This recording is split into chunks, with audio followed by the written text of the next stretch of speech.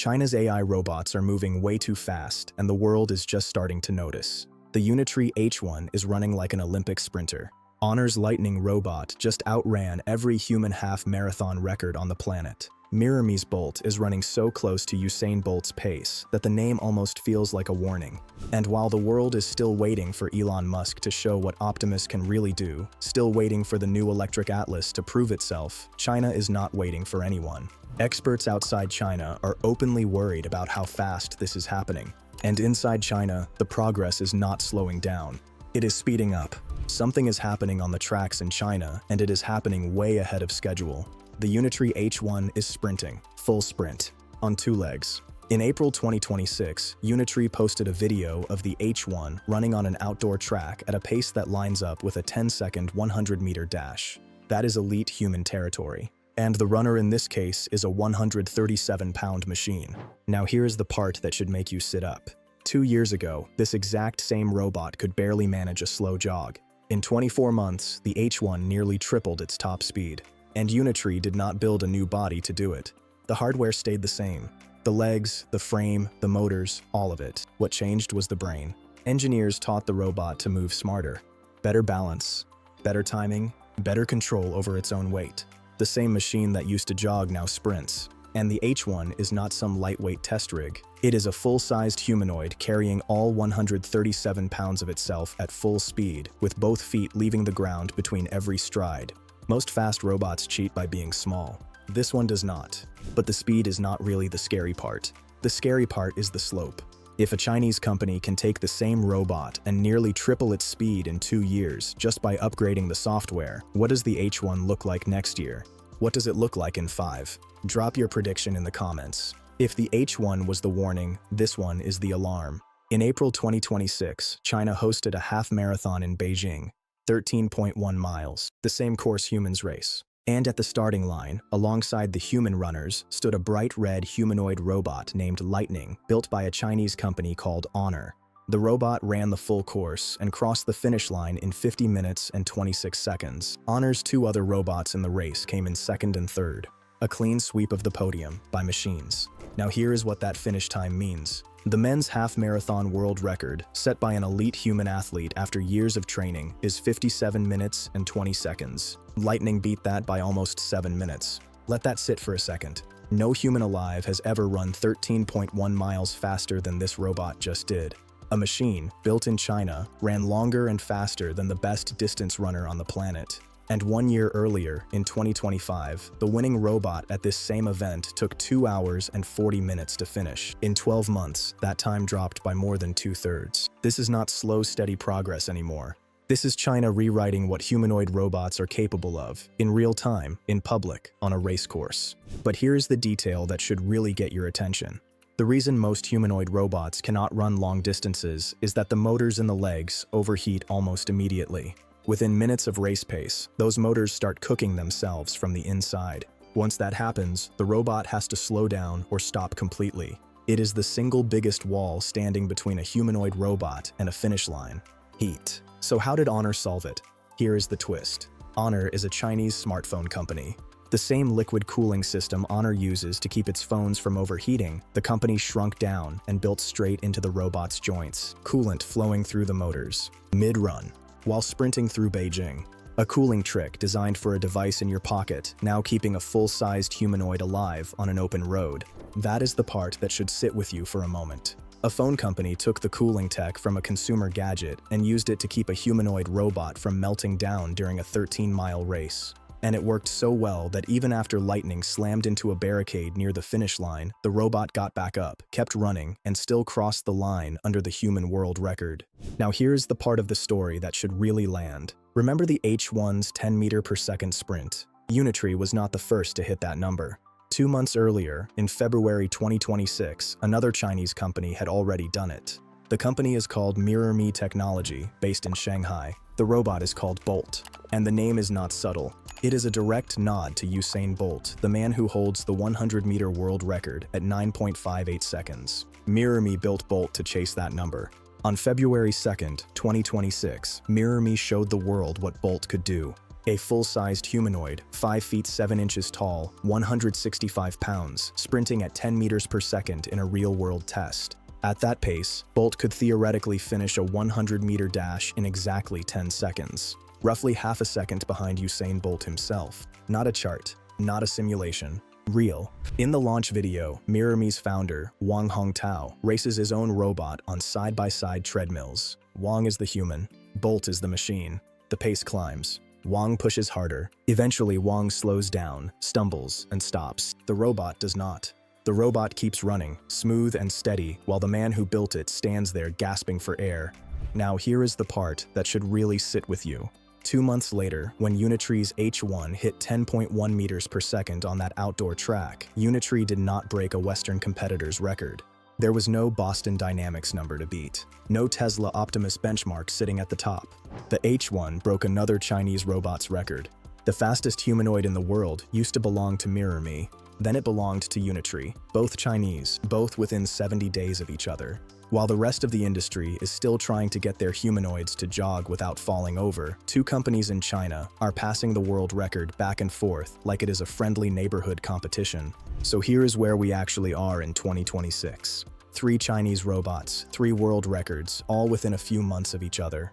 The Unitree H1 sprints at the pace of an elite human athlete. Honor's Lightening just outran every human half-marathon runner alive. MirrorMe's Bolt is breathing down Usain Bolt's neck on the 100-meter dash. And none of this is happening 5 years from now.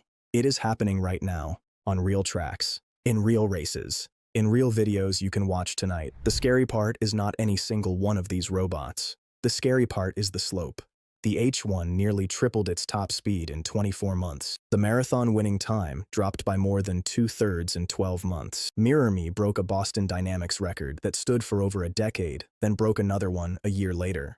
This is not normal progress. This is a curve bending in a direction the rest of the world has not prepared for. So the real question is no longer whether humanoid robots will catch up to humans. The real question is what happens the year after they pass us. Drop your prediction in the comments.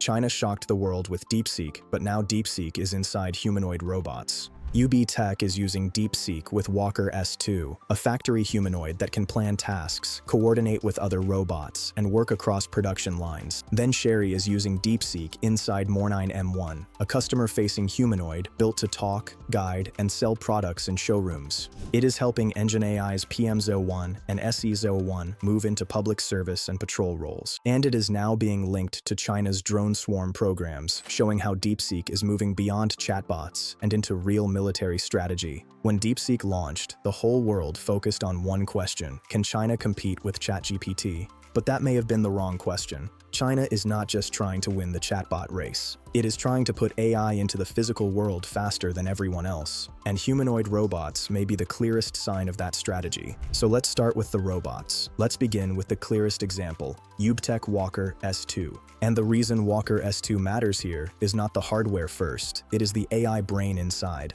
Walker S2 is not just walking around because someone pre-programmed every single move. With DeepSeek R1 connected to UBTech's BrainNet 2.0, the robot can understand tasks, plan what to do next, and coordinate with other robots on the same production line. So the real story starts with the AI model turning a factory humanoid into something closer to a usable worker. That AI brain only matters because the hardware can actually act on it. Walker S2 is not a humanoid that only appears in polished demo videos. Its 52 degrees of freedom allow the robot to bend, reach, turn, grip, and move more like a worker than a basic machine on legs. That means Walker S2 can handle parts, carry tools, press buttons, open storage areas, move between workstations, and take on repetitive production line tasks that normally need human hands and constant attention. A 33-pound, 15-kilogram payload means Walker S2 can carry useful factory items, and a 3-minute battery swap means the robot can keep working through long shifts instead of stopping for a human to recharge it. That matters because Walker S2 is already being placed where real industrial work happens.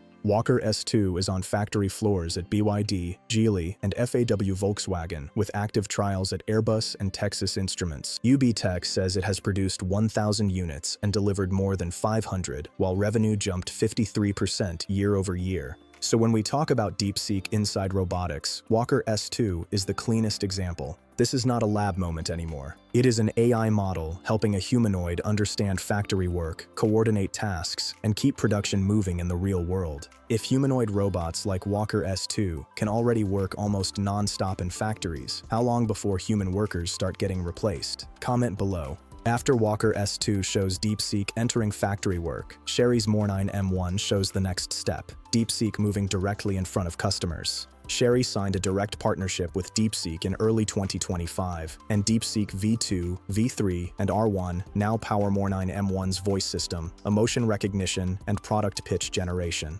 So, when a customer walks into a showroom, the robot can talk, answer questions, read basic emotional signals, and adjust the pitch instead of repeating the same fixed script. This is what changes Mornine M1 from a moving display into a real sales assistant. That AI brain is wrapped in hardware built for customer-facing work, not heavy factory labor. Mornine M1's 40 degrees of freedom allow the robot to turn, gesture, move its arms, guide customers, and interact more naturally, instead of just standing like a screen on wheels. The dual-arm payload is only 3.3 pounds, 1.5 kilograms, but that is enough for light showroom tasks like holding small items, presenting products, and helping customers move through a sales experience. And here is the part that makes the whole thing feel real. Chery has put Mornine M1 on JD.com, China's version of Amazon, for around $41,400. That is close to the price of a mid-tier sedan, which makes the whole thing feel less like a secret research project and more like an expensive product someone can actually buy. Chery has already deployed Mornine M1 in showrooms around the world, including Malaysia, but the next robot takes DeepSeek into something much more physical and public. DeepSeek has already proven itself on factory floors and inside car showrooms, but the next test is something harder, a humanoid working in unpredictable public spaces. That is exactly where Engine AI's PMs01 and SEs01 come in, and the reason these robots matter is the AI brain behind them.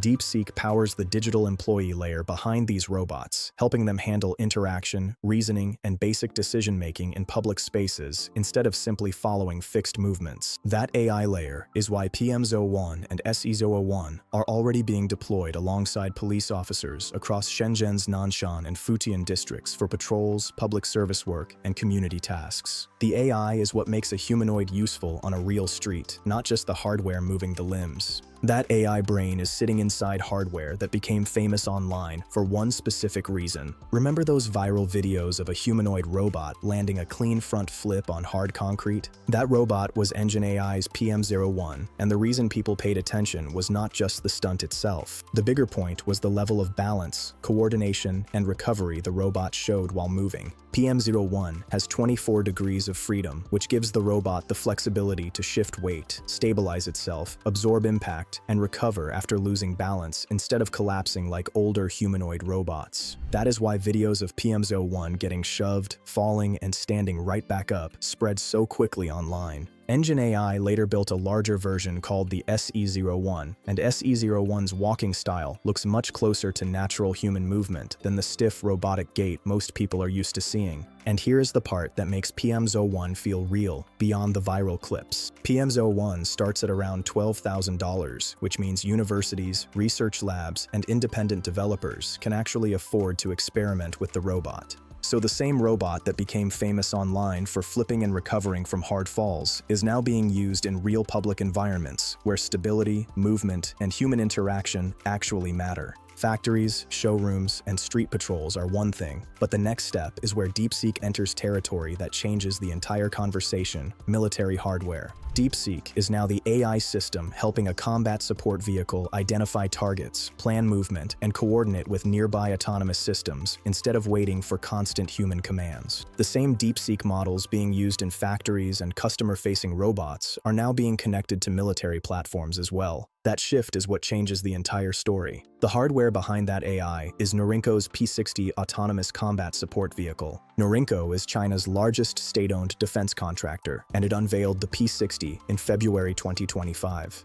Unlike the showroom robots and factory humanoids, the P60 was built for military coordination and battlefield support. The P60 can move at speeds up to 31 miles per hour, 50 kilometers per hour, navigate terrain on its own, and operate alongside drone swarms and robot dogs in the field. What scares you more, humanoid robots on city patrols or AI-powered military vehicles like the P60? Share your thoughts in the comments. And here is what makes this moment so important. Chinese officials openly described the P60 as proof that China is rapidly closing the AI gap with the United States. Most technical details are still classified, but procurement records throughout 2025 show growing military adoption. DeepSeek is no longer just a chatbot or factory tool. It is becoming part of China's broader autonomous military ecosystem. The P60 is only one piece of the military picture, because the same AI brain is also being tested across the sky, coordinating drone swarms in real time.